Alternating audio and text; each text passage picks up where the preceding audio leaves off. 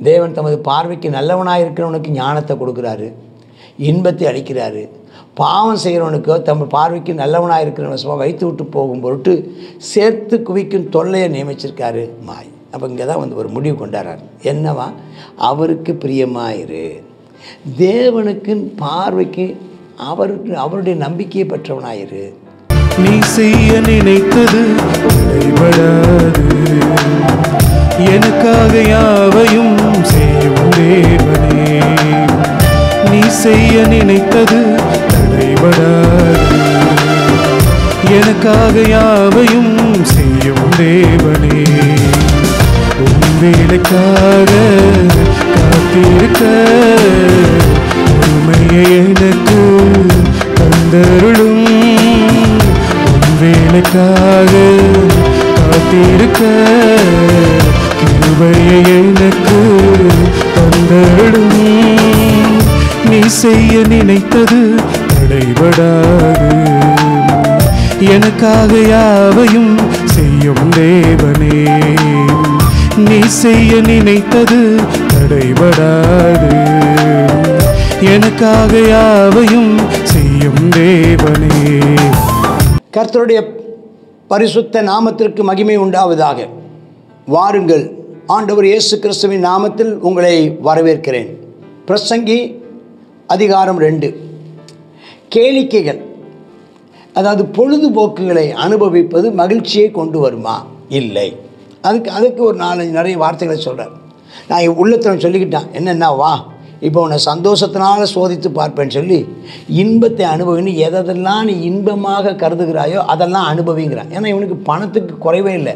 அதனால் எதெல்லாம் இன்பம், அதாவது சென்ட் அடிச்சுக்கிட்டா இன்பம், தின்னா இன்பம், குடித்தா இன்பம், ஆமாம் கூத்தடிச்சா இன்பம், பெண்களோட கூட வாழ்ந்தா இன்பம், அவங்களோட இருந்தா இன்பம், அது எதெல்லாம் கண்ணுக்கு இன்பமான, எதெல்லாம் கண்ணுக்கு எதெல்லாம் பார்த்தா இன்பம், கண்ணுக்கு இதமானது என்ன, இன்னும் எதெல்லாம் கேட்டா இன்பம், எதெல்லாம் இருக்குமோ அவ்வளவும் அவன் செஞ்சு பார்த்துட்டான். அதான் ஒன்றும் வேஸ்ட்டு.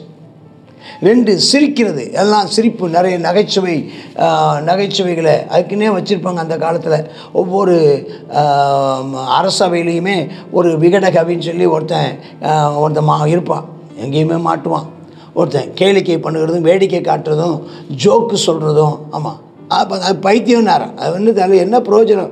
அந்த நேரம் ஒரு கலகலான்னு சிரித்தது தான் மிச்சமே தவிர, ஆனால் அதில் எந்த ஒரு விஷயமும் அதில் இருக்க போகிறதில்ல.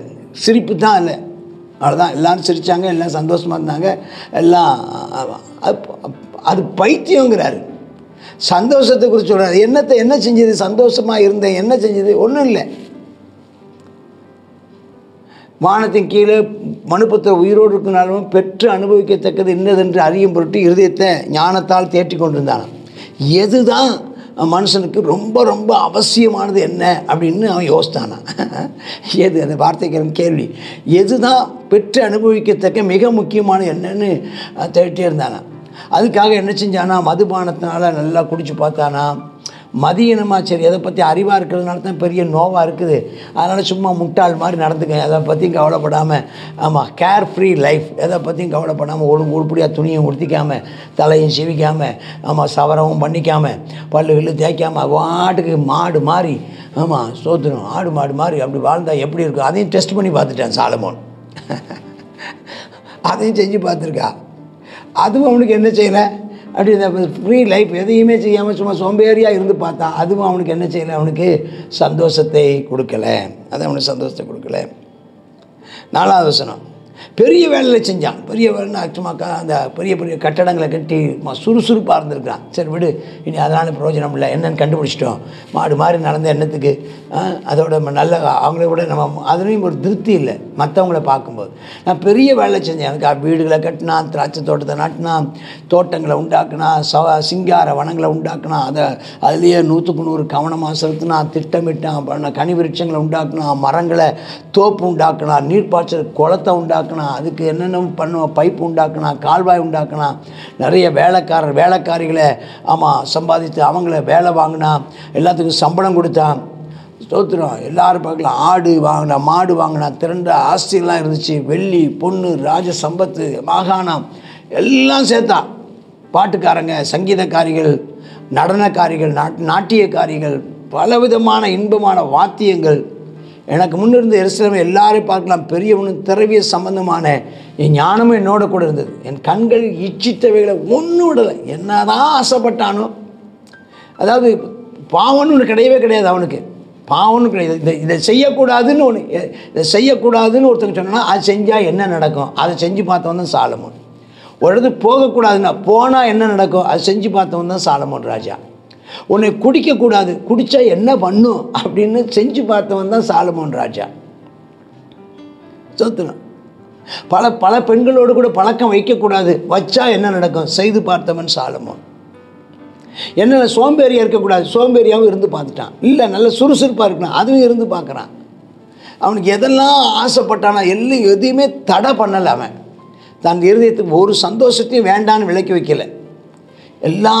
செய்த எல்லா முயற்சிகள் எல்லாம் என் மனம் மகிழ்ச்சி கொண்டிருந்தது. இதுவே பிரயாசங்கள் எல்லாவற்றிலும் எனக்கு வந்த பாருங்க. என்ன கண்டுபிடிச்சான்னா, மனசுக்கு சந்தோஷமாக இருக்குன்னு ஒன்று பார்த்தான் பாருங்க. அந்த சந்தோஷங்கிற ஒன்று தான் பெறத்தக்க ஒன்றுன்னு கண்டுபிடிச்சான்னா. எது எது எது எது எது எது பெற்று அனுபவிக்க வேண்டியதான் சந்தோஷம். அந்த சந்தோஷத்தை ஆமென் ஸ்தோத்திரம். நிறைய பேர் நிறைய காரியங்கள் சொல்லுவாங்க. அந்த சந்தோஷத்தை எதில் அனுபவித்தாலும் சரிதான். அப்போ அதனால தான் இருக்கிறதுல நீ சந்தோஷமாயிரு, எந்த சூழ்நிலையும் சந்தோஷமாயிரு, எந்த சூழ்நிலையும் மகிழ்ச்சியாயிரு. Rejoice in the Lord, I say rejoice. சந்தோஷமாயிருங்கள், சந்தோஷமாயிருங்கள் என்று மறுபடியும் சொல்கிறேன். அதுதான் நமக்கு கிடைச்ச பெரிய ஸ்லாக்கியம். அது பாடுகள் ஆனாலும் சரி, அது பாடல்கள் ஆனாலும் சரி, சந்தோஷமாக அதுதான் எனக்கு வந்த பலன்னு சொல்கிறார். எல்லா முயற்சிக்கும் கிடைத்த பலன் என்னன்னா சந்தோஷம், மகிழ்ச்சி அப்படின்னு முடிக்கிறேன். இன்பமாக இருந்துச்சு. அந்த டைம், அதை அனுபவிக்கிற அந்த நேரம் எனக்கு சந்தோஷமாக இருந்துச்சு. ஏன்னா எந்த விதமான கவலையும் இல்லை. எதுக்கான எதுவும் அது இல்லையே இது இல்லையேன்னு கவலை ஒன்றுமே கிடையாது. யார் என்ன நினைப்பாங்க எது நினைப்பாங்க அதை பற்றியும் அக்கறை கிடையாது அவனுக்கு. ஸ்தோத்திரம். எதையும் பணத்தை சேர்த்து வைக்கணும், எதிர்காலத்தை குறித்து கவலையும் அவனுக்கு கிடையாது. ஸ்தோத்திரம். தனக்கு இருக்கிறதான பதவி போயிடுமேங்கிற அந்த பதவியும் அந்த பதவி ஆசை, அந்த பதவி குறித்து தான ஒரு பாதுகாப்பின்மை அவனுக்கு இல்லை. அவனுக்கு சொத்துக்களை பற்றியும் கவலை இல்லை, எல்லாம் இருக்குது. ஆனால் இன்பம் அப்படிங்கிற ஒன்று சொல்லிட்டு பாருணாசன், என் கைகள் செய்த எல்லா சகல வேலைகளையும் நான் பட்ட எல்லா பிரயாசத்தையும் கண்ணோக்கி பார்த்தேன், எல்லாம் மனதுக்கு சஞ்சலமாக இருந்துச்சு. அடுத்த கதை. அப்போ இந்த நேர் எதிர்ப்பதம், இன்பம் சந்தோஷத்துக்கு நேர் எதிர்ப்பதம் சஞ்சலம். ஆனால் பார்த்தா இன்பத்துக்கு அப்புறம் ஏற்படுதுன்னா சஞ்சலம். ஏன்னா அந்த இன்பம் ஒரு இடத்துல இன்பம் வந்ததுக்கப்புறம் அதில் ஒரு சலிப்பு வருது பாருங்கள். அந்த இன்பத்திலும் ஒரு சலிப்பு உண்டு, சந்தோஷத்திலும் ஒரு சலிப்பு உண்டு. அதான் அங்கே நீதிமொழி புத்தகத்தில் எழுதுகிறார், நகைப்பிலும் துக்கம் உண்டு. சரி, அப்போ அவன் சொல்கிறான், ஒரு ஞானம் தான் இதுக்கு பதிலாக இருக்கும். ஞானமானது என்ன என்றும் பைத்தியமும் மதியனும் என்னன்னு பார்த்து அறியணும்னு திரும்பினானா. மனுஷன் என்ன செய்யக்கூடாதுன்னு அறிஞ்சு பார்த்தானா. மனுஷன் என்ன தான் செய்ய முடியும். ஆனால் ஒன்று கண்டுபிடிச்சான், இருளை பார்க்கல வெளிச்சம் எவ்வளோ உத்தவமோ மதியனத்தை பார்க்கல ஞானம் உத்தமம். ஞானமாக இருக்குன்னு. ஏன்னா மதியனை ஒருத்தரும் மதிக்கிறது இல்லை, ஆனால் உத்தமன் மதிக்கப்படுகிறான். அப்போ மதிக்கப்படுதல் அதான் மேன்மை. மதிக்கப்படுதல் மேன்மை. அப்போ யார் மதிக்கப்படுவா? ஞானம் உள்ளவர்கள் மதிக்கப்படுவார்கள். அப்போ நீ மதிக்கப்படத்தக்க மதிப்புள்ள வாழ்க்கை வாழணும். ஞானியின் கண்கள் முகத்தில் இருக்குதான். இருளில் நடக்கிறான், மூடனும் இருளில் நடக்கிறான். அவர்களுக்கு எல்லாருக்கும் ஒரே விதமாக சம்பவிக்கிறது. சில நேரம் அப்படி தான் நடக்கும். ஞானமாக நடந்தவனும் கடைசியில் ஒரு ஆக்சிடெண்ட்டில் மாட்ட தான் செய்கிறான். சும்மா கரடு முரடாக வண்டியை ஓட்டுறவனும் ஒரு நாள் ஆக்சிடெண்ட்டில் மாட்ட தான் செய்கிறான். மூடனுக்கு சம்பவிக்கிறது போலவே எனக்கும் சம்பவிக்கிறதே. அப்படி இருக்க நான் அதிகம் ஞானம் அடைந்தனால காரியம் என்னன்னு சிந்திச்சாரா, அதுவும் வேஸ்ட்டு தான். எதாவது நடக்கிறதா நடக்கும். ஞானமாக நடந்த என்ன பிரயோஜனம், முட்டாள்தனமாக நடந்த என்ன பிரயோஜனம், பணத்தை சேர்த்து வச்சு தான் என்ன பிரயோஜனம், சேர்த்து வைக்காமல் விட்டதுனால தான் என்ன பிரயோஜனம், கவலைப்பட்டு எச்சரிக்கையாக நடந்ததுனால என்ன பிரயோஜனம், ஒரு கவலையும் படாமல் என்ன நடந்தாலும் நடந்துட்டு போகுதுன்னு நடந்த என்ன பிரயோஜனம் என்ன ஒன்று. இப்போ மூடன் என்றாலும் சரி, ஞானி என்றாலும் சரி, என்றைக்கும் நினைவில் இருப்பதில்லை. இப்போது இருக்கிறதெல்லாம் வருங்காலத்தில் மறக்கப்பட்டு போயிடும். மூடன் எப்படி சாகுறானோ அப்படி தான் ஞானியும் சாகுறான். அப்போ உண்மையான மகிழ்ச்சி என்ன? அவனே எழுதுறான். அப்போ ஜீவனையே வெறுத்தானா, இந்த வாழ்க்கையை வெறுத்தான். சூரியனுக்கு கீழே செய்யப்படும் எல்லா கிரியைகளும் எனக்கு விசனமாக இருந்துச்சான், தொல்லையாக இருந்துச்சான், மனதுக்கு சஞ்சலமாக இருக்குது. அப்போ என்னன்னு பாருங்கள், இவ்வளோ கோடீஸ்வரன் அவன் செய்கிறதெல்லாம் செய்யலாம், அவன் நினச்சதெல்லாம் செய்யலாம், அவனுக்குமே மனசில் சஞ்சலம்னா, உங்களால் சாலமோன் ராஜாவுக்கே மன சஞ்சலம்னா நீங்கள் எல்லாம் யோசிச்சு பாருங்களேன். அப்போ அவன் எழுதுகிறான், மன சஞ்சலம்தான். சூரியனுக்கு கீழே நான் பட்ட பிரயாசத்தையெல்லாம் பார்த்தேன், வேஸ்ட்டுன்னு நினச்சேன். அவன் கட்டினா எல்லாம் சொல்கிறான் பாருங்க, இன்னும் எழுதுகிறான் பாருங்க, தோட்டம் நாட்டினேன் எல்லாம் வேஸ்ட்டுங்கிறான். பார்த்தேன், வெறுத்தேன். எனக்கு பின் வர போகிறவனுக்கு நான் வச்சுட்டு போகிறேன். அவன் எப்படி பார்க்க போகிறானோ தெரியல. அவன் புத்திமானாக இருப்பானா, மூடனாக இருப்பானா, யாருக்கு தெரியும்? ஆகிலும் சூரியனுக்கு கீழே பிரயாசப்பட்டு ஞானமாய் சம்பாதித்த சகல வஸ்துக்களின் பேரும் அவன் அதிகாரி ஆவான். அவன் அதெல்லாம் உட்காந்து அதுக்கு அதிகாரி ஆவான், அவனோ எவனோ. அப்போ இப்படிப்பட்ட நேரத்தில் அவன் சொல்கிறான், எல்லாம் மாயை. 20ஆம் வசனம் சொல்கிறான், ஆகையார் சூரியனுக்கு கீழே நான் பட்ட எல்லா பிரயாசம் மேலே ஆசையை விட வகை பார்க்குறேன். வேண்டாம், இது மேலே மனசு வைக்க போய் தான் நமக்கு இந்த மாதிரி எண்ணம் வருது. இது மேலே ஆசை வைக்க போய் தானே அது. புத்தர் சொன்னார் பாருங்க, ஆசையே துன்பத்துக்கு காரணம்னு வந்தார் பாருங்க. ஸ்தோத்திரம், ஆசையை விட்டுருவோம். ஸ்தோத்திரம், பணத்தை சேர்க்கணும்னு நினச்சோம், பொம்பளை பார்க்கணும்னு நினச்சோம், ஸ்தோத்திரம், படத்தை பார்க்கணும்னு நினச்சோம், அதை கேட்கணும்னு நினச்சோம், பார்க்குறதெல்லாம் பார்த்தோம், கேட்குறதெல்லாம் கேட்டோம், அனுபவிக்கிறதெல்லாம் அனுபவித்தோம், போக வேண்டிய இடத்துக்கெல்லாம் போய் பார்த்துட்டோம்.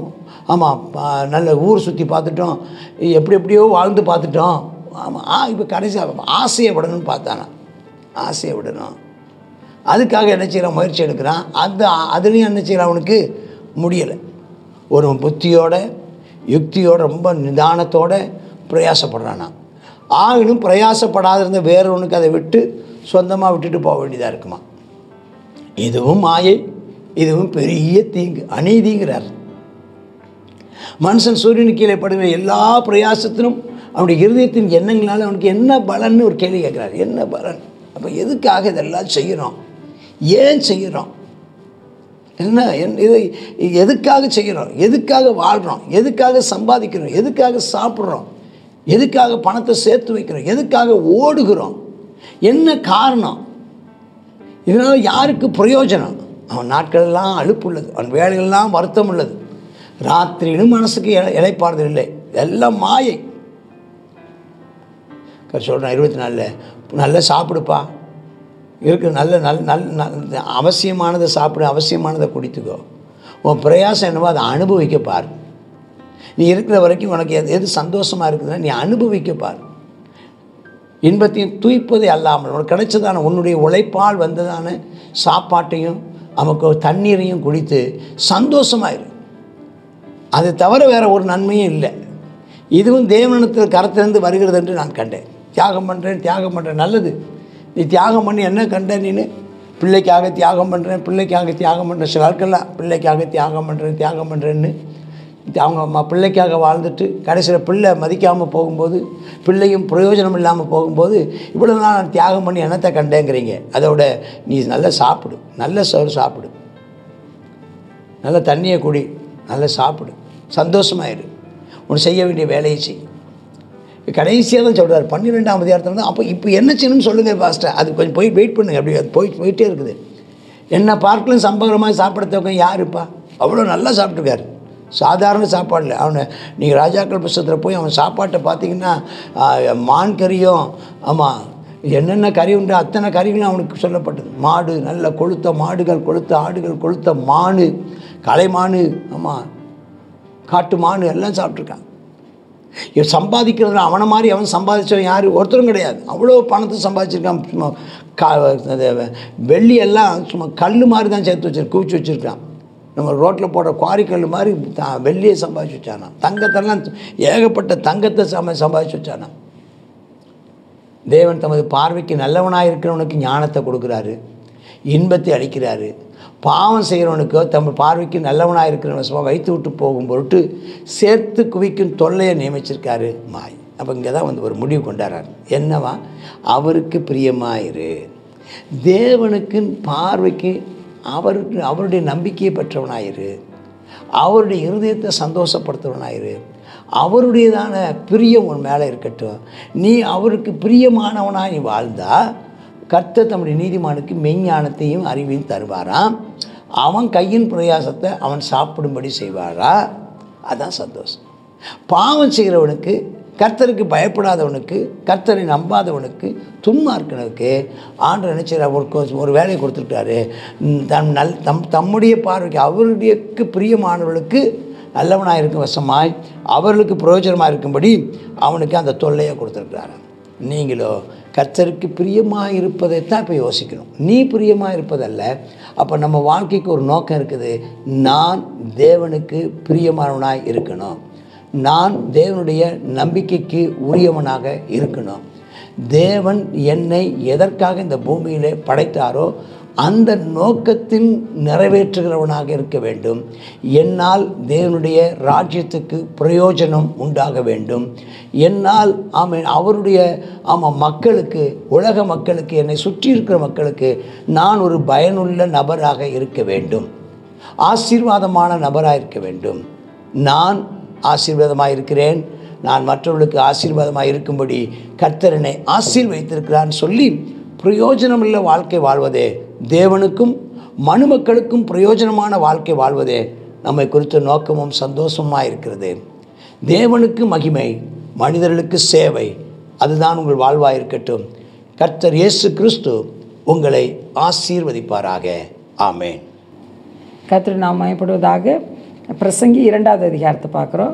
2வது அதிகாரத்தில் ஞானவானுக்கும் மூடனுக்கும் ஒன்று போல் சம்பவிக்கிறது. அவன் எப்படி சாகிறானோ அது போல் தான் மூடனும் சாகிறான் அப்படின்னு பார்க்குறோம். ஆனால் இருளை பார்க்கலும் வெளிச்சம் எவ்வளோ நல்லதோ அதே போல் மூடத்தனத்தை காட்டிலும் ஞானம் நல்லது அப்படின்னு சொல்கிறார். புத்தி யுக்தி நிதானத்தோடு பிரயாசப்பட்டதை எல்லாம் எவ்வளோ கடின உழைக்கிறான். அந்த உலகத்தில் உழைச்சி தன்னுடைய பின் சந்ததிக்கு அதை என்ன செய்கிறான், வைத்து போகிறான். ஆகையினால என்னென்னா இவர் சாலமன் சொல்லும்போது சொல்லுகிறாரு, அவன் என்ன செய்கிறான், தமது பார்வைக்கு நல்லவனாக இருக்கிறவனுக்கு எல்லாத்தையும் விட்டு வைத்து போகணும். ஆகையினால இந்த உலகத்தில் இருக்கும்போது அனுபவிப்பது எவ்வளோ நம்ம சம்பாதிக்கிறோமோ அவங்களே அனுபவிப்பதே அவனுக்கு நன்மை தரும் அப்படின்னு சொல்லி வேறு ஒரு நன்மையும் இந்த உலகத்தில் கிடையாது. ஆகையினால் நிறைய பேர் சாப்பிடாம கூட சேர்த்து வைக்கிறாங்க. ஆனால் என்ன செய்யணும், அதை நம்ம சேர்த்து வைக்கிறத அனுபவிக்கணும். நம்ம சந்தோஷமாய் சேர்த்தவைகளை அனுபவித்து நம்ம சந்தோஷமாக இருக்கணும். அதுதான் சாலமோன் கடைசியாக இந்த இதில் சொல்லி முடிக்கிறார். ஆனால் பாவம் செய்கிறவனுக்கு கர்த்தர் அந்த பாவம் செய்கிறதான மனுஷன் அவன் சேர்த்து வைக்கிறான். அதை என்ன செய்கிறான்னா கர்த்தர் தமக்கு பிரியமானவர்களுக்கு அதை கொடுக்கத்தக்கதாக அவன் என்ன செய்கிறான்னா அதை சேர்த்து வைக்கிறான். அப்போ அவனுடையதான பிரயாசம் பலன் எல்லாம் யார் அதை அனுபவிக்கிறாங்கன்னா கர்த்தருக்கு பிரியமானவர்கள் அனுபவிக்கிறாங்க. இந்த நாள்லையும் நம்ம என்ன செய்வோம், இந்த பூமியில் பிரயாசப்படுவோம். நம்ம உண்ணாமல் தின்னாமல் என்ன செய்யக்கூடாது, பிரயாசப்படக்கூடாது. நம்ம நல்ல பிரயாசப்படணும், அவைகளை நம்ம சாப்பிடணும், மகிழ்ச்சியாக இருக்கணும். இதற்கு தான் கர்த்தர் நமக்கு என்ன செய்திருக்கிறார், வருமானத்தை கொடுத்துருக்கிறார். கர்த்தரை நம்ம ஆசீர்வதிக்க முடியாது, அனுபவிக்கத்தக்கதான அந்த கிருபையை கர்த்தர் நமக்கு தர முடியாது. ஜெபம் பண்ணோமா? அப்போ ஸ்தோத்திரம் ஆண்டவரே, இந்த உலகத்தில் அநேகர் சம்பாதிக்கிறாங்கப்பா, பாவிகள் சம்பாதித்து அப்பா நீதிமான்களுக்குன்னு வைத்து போகிறாங்க. ஆண்டவரே இசப்பா, நாங்கள் ஆண்டவரே இந்த நாளில் நீர் எங்களுக்கு கொடுக்குற சம்பாத்தியத்தை நாங்கள் புசியாமல் குடியாமல் போய்விடக்கூடாதுப்பா. அதை அனுபவிக்கத்தக்கதான கிருபையும் தருகிறவர் நீர் தானப்பா. நாங்கள் படுகிற பிரயாசத்துக்கு ஏற்ற ஆமேன் ஆண்டவரே அப்பா, நல்ல ஒரு பலனை நீர் எங்களுக்கு தருகிறீர். அவைகளை நாங்கள் கத்தாவி சந்தோஷத்தோடு நாங்கள் குடும்பமாய் ஆமேன் ஆண்டவரே அப்பா உம்முடைய நாமத்துக்கு மகிமையாக அனுபவித்து அப்பா உமக்கு சாட்சிகளாக, உம்முடைய நாமத்துக்கு சாட்சிகளாக நாங்கள் திகழ எங்களுக்கு அனுக்கிரகம் செய்தரலும். இயேசுவின் நாமத்தில் ஜெபிக்கிறோம் நல்ல பிதாவே. ஆமென், ஆமென்.